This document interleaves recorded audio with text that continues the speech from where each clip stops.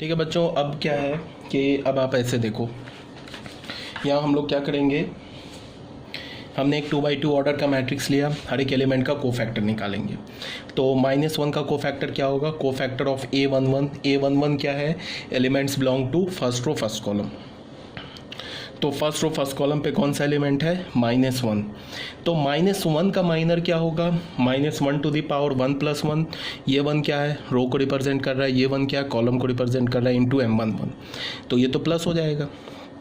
तो -1 का जो कोफैक्टर होगा वो -1 के माइनर के इक्वल होगा।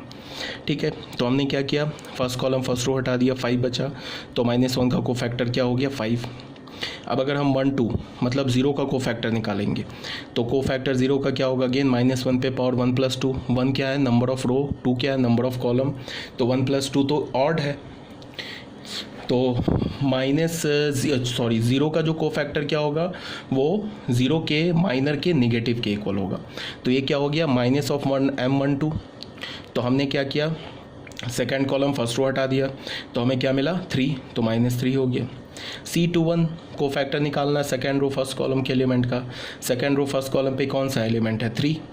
तो कोफैक्टर क्या होगा 3 का, -1 पे पावर, तो पहले तो हमने 2 + 1 लिखा, उसके बाद M21। अब ये M21 कैसे निकालेंगे, हमने सेकेंड रो को हटा दिया और फर्स्ट कॉलम को हटा दिया, तो 0। तो क्या हो गया, -0 = 0। Again cofactor of 2 second row second column का एलिमेंट का कोफैक्टर वो क्या है हमारा, 5। तो 5 का कोफैक्टर कैसे होगा, -1 पे पावर 2 + 2, ये तो 1 हो गया। M22 क्या बोलेंगे, M22 का मतलब हो गया सेकेंड रो सेकेंड कॉलम के एलिमेंट का माइनर। तो माइनर कैसे निकालेंगे, सेकेंड रो हटा दिया, सेकेंड कॉलम हटा दिया, तो -1 हो गया माइनर, ये कोफैक्टर हो गया। ठीक है, तो ऑलरेडी आप जानते हो, चलो फिर भी एक बार।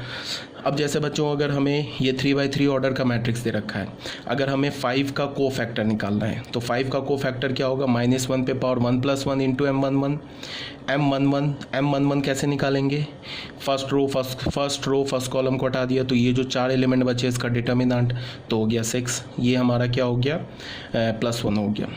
अब C12 निकालेंगे तो क्या होगा, -1 पे power 1 + 2 into M12। First row second column के एलिमेंट को हटा दिया, first row and second column हटा दिया, तो ये जो 3 2 4 5 बचा है इसका डिटर्मिनेंट ले लिया, तो ये हमें क्या मिल गया, -7। तो ऐसे ही करके आप बाकी सारे एलिमेंट्स का कोफैक्टर निकाल सकते हो, या मैंने ऑलरेडी निकाल रखा है, एक बार आप देख लेना, कोई डाउट होगा तो पूछ लेना।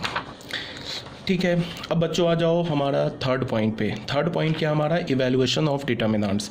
डिटर्मिनेंट को हम इवैल्यूएट कैसे करेंगे, तो उसके लिए हमने क्या बोला, let A = Aij be a square matrix of order n। तो हमारे पास एक स्क्वायर मैट्रिक्स है n ऑर्डर का, then the sum of the product of elements of any row column with their cofactor is always equal to determinant A। ये भी बच्चों तुम लोगों को ना बताया जा चुका है, ये भी जो है ऑलरेडी मैंने बता रखा है तुम लोगों को।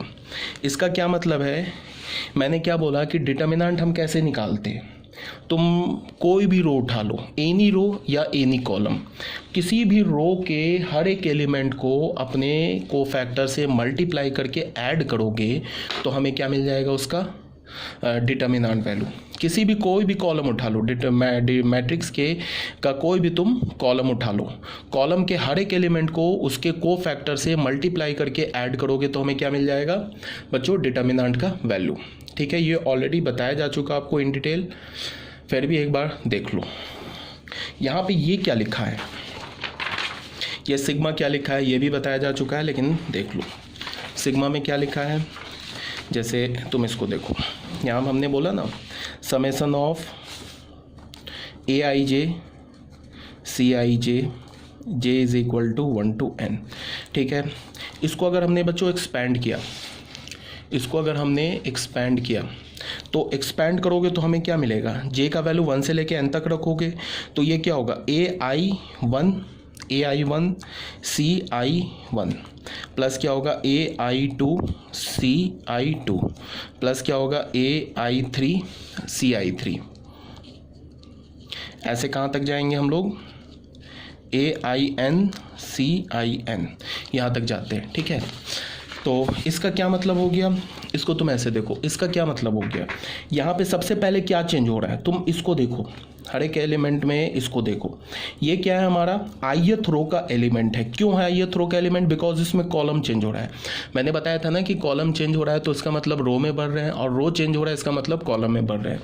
तो ये क्या लिखा है, ये ith रो के एलिमेंट्स लिखे हुए हैं, ठीक है। और ये क्या लिखा है, ये ith रो का कोफैक्टर। तो यहाँ पे ये समेशन क्या लिखा है, हमने ith रो के हर एक एलिमेंट को उसके कोफैक्टर से मल्टीप्लाई करके ऐड कर दिया है। तो हमें क्या मिल जाएगा, ये डिटर्मिनेंट है। तुम कोई भी रो उठा लो, उस रो के हर एक एलिमेंट को अपने कोफैक्टर से मल्टीप्लाई करके ऐड करोगे तो हमें डिटर्मिनेंट का वैल्यू मिल जाएगा, ठीक है। अब ये क्या लिखा है, डिटर्मिनेंट ऑफ ए, यहाँ पे क्या लिखा है, J I is equal to 1 to n A I J C I J. ये क्या लिखा है, ए आई जे सी आई जे।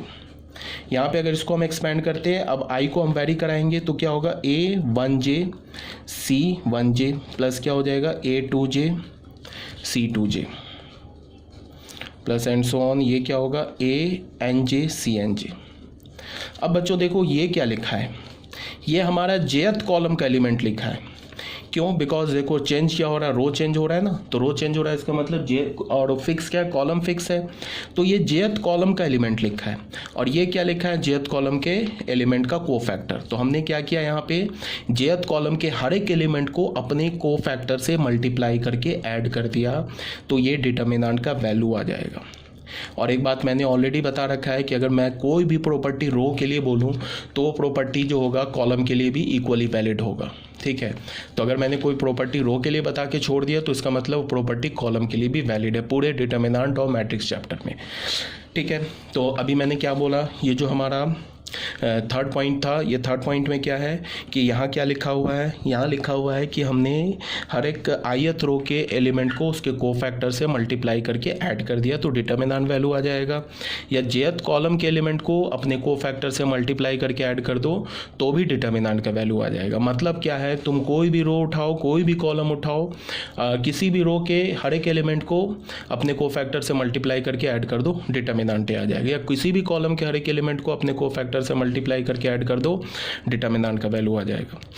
अब हम लोग यहाँ पे सिंपल सी बात है कि कौन सा रो सेलेक्ट करेंगे, तो उसमें कॉमन सेंस की क्या बात है कि जिस रो या जिस कॉलम में हमें ज़्यादा ज़ीरो दिखेगा, मैक्सिमम नंबर ऑफ ज़ीरो दिखेगा, उस रो और उस कॉलम के लॉन्ग हम डिटर्मिनेंट को एक्सपेंड करेंगे। तो उससे हमारा क्या होगा, कैलकुलेशन सेव हो जाएगा, ठीक है। रिजल्ट तो सेम ही आना है, रिजल्ट तो चेंज होगा नहीं। अब आ जाओ इसमें ए पॉइंट में क्या है, evaluation of A 1 by 1 order determinant. 1 by 1 order के डिटर्मिनेंट को कैसे इवैल्यूएट करोगे।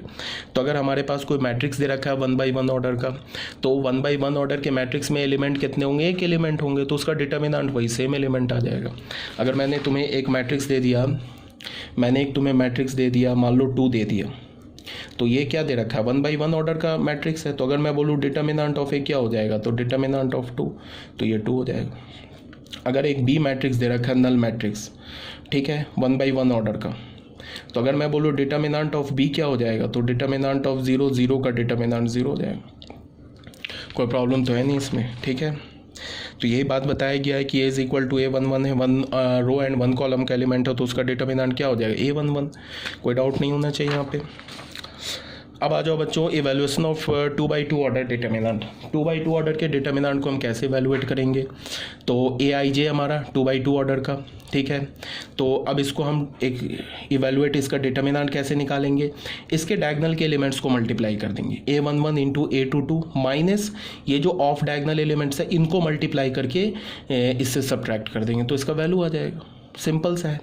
तो हमने क्या किया, एक्सपैंडिंग अलोंग R1 ये करके दिखा दिया है कि डिटर्मिनेंट फर्स्ट रो के लॉन्ग एक्सपैंड करेंगे, तो फर्स्ट रो के लॉन्ग एक्सपैंड करेंगे तो हमें क्या होगा, ऐसे तो ये 2 by 2 ऑर्डर का डायरेक्ट वैल्यू आ गया, ठीक है। मतलब डायगोनल के एलिमेंट को मल्टीप्लाई कर दो माइनस ऑफ डायगोनल के एलिमेंट को मल्टीप्लाई करके सब्ट्रैक्ट कर दो। अगर हमने फर्स्ट रो के लॉन्ग एक्सपैंड किया, तो फर्स्ट रो के लॉन्ग एक्सपैंड करेंगे तो क्या होगा, A11 into C11, A12 into C12, C11 क्या है, C11 देख लो क्या मिलेगा हमें, फर्स्ट रो फर्स्ट C11 मतलब कोफैक्टर ऑफ A11। A11 का कोफैक्टर कैसे निकालोगे, इसको और इसको हटा दिया तो A22 हो गया इसका कोफैक्टर, ठीक है। C12 first row second A12 का कोफैक्टर क्या होगा, इसको और इसको हटा दिया तो ये बचा, बट माइनस लगाएंगे। क्यों माइनस लगाएंगे, बिकॉज 1 + 2 क्या होता है, ऑड होता है, तो -A21 हो जाएगा इसका कोफैक्टर।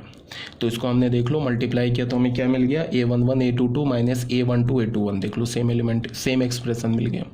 अगर हमने सेकेंड रो के लॉन्ग एक्सपेंड किया तो भी हमें यही मिलेगा, थर्ड रो के लॉन्ग एक्सपेंड करोगे तो भी हमें सेम एक्सप्रेशन मिलेगा। अगर तुमने फर्स्ट कॉलम के लॉन्ग एक्सपेंड करो, सेकंड कॉलम के लॉन्ग एक्सपेंड करो, थर्ड कॉलम के लॉन्ग एक्सपेंड करो तो भी हमें सेम एक्सप्रेशन ही मिलेगा।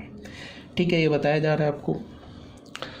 अब we can evaluate the determinant in any row column, हम लोग डिटर्मिनेंट को किसी भी रो और किसी भी कॉलम के लॉन्ग एक्सपेंड कर चुके हैं, ये तो हज़ारों बार बोल दिया मैंने। ठीक है,